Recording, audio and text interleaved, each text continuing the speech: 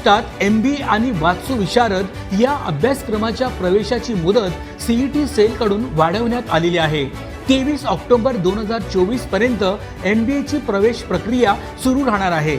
अखिल भारतीय तंत्र शिक्षण परिषदेने तंत्र शिक्षणाअंतर्गत येणाऱ्या विविध अभ्यासक्रमांच्या प्रवेशासाठी 1 महिन्याची मुदत वाढवली आहे। यामध्ये प्रथम वर्ष आणि द्वितीय वर्ष लॅटरल प्रवेशाची मुदतवाढ विद्यार्थ्यांना मिळालेली आहे। संस्थात्मक स्तरावर कॅप थेअरीनंतर रिक्त राहिलेल्या प्रथम आणि द्वितीय वर्ष MBA अभ्यासक्रमाची प्रवेश प्रक्रिया आता 23 ऑक्टोबर पर्यंत राबवली जाणार आहे।